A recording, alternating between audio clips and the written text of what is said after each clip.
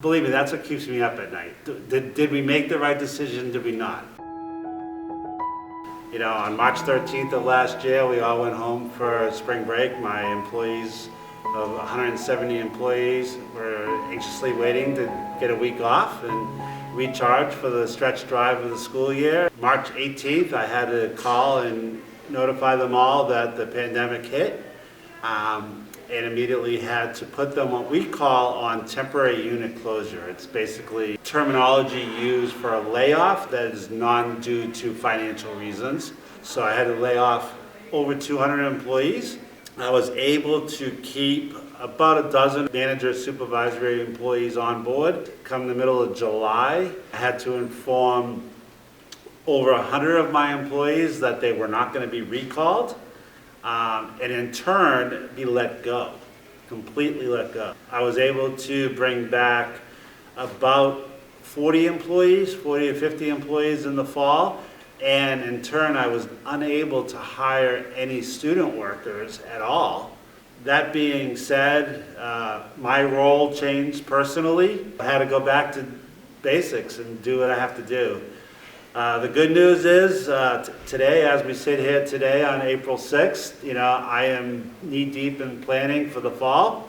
And we're planning that we'll be 75% open, and I'll be hiring staff, which is in turn equally as scary as it was a year ago, because I don't know if I'm going to be able to find that 100 employees to come back to work.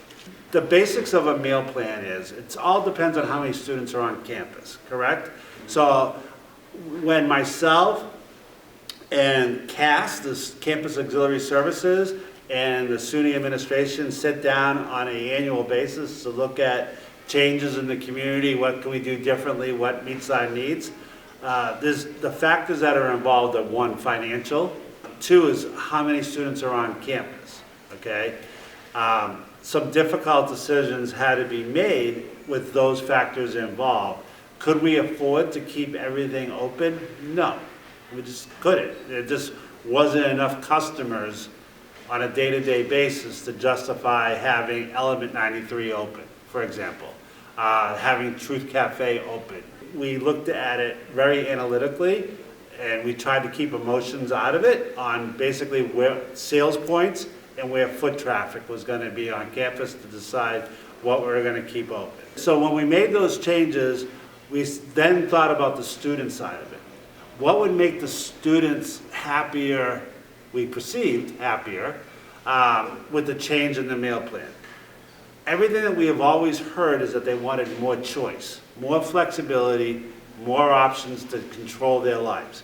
We realized that when we had to close things down and to streamline business, why don't we put the control back in the student?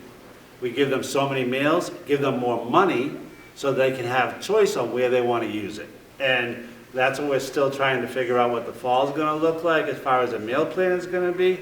But the other side of the fence is trying to find an economic balance.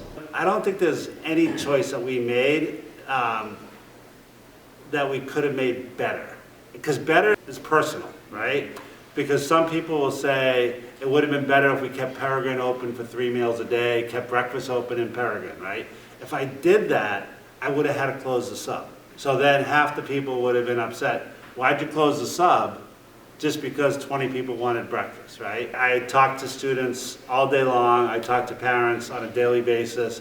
And when we sit down and we talk about it, I had to look at the big picture. Were we able to offer people breakfast? Yes, right? We just had to do it different. Do I make a decision to keep Peregrine open for breakfast for 70 people, which then would mean I'd have to close sub-connection all day? And when I meet with someone, unfortunately, most of the time it's the student or the parent that's feelings are hurt, and I can't justify it, and it's hard. To them, I hurt their feelings because I don't have this open anymore. I try not to beat myself up and say, oh, I made a horrible decision, we could have done it differently. I try to, in my head, remind myself that we made a decision based on the greater good.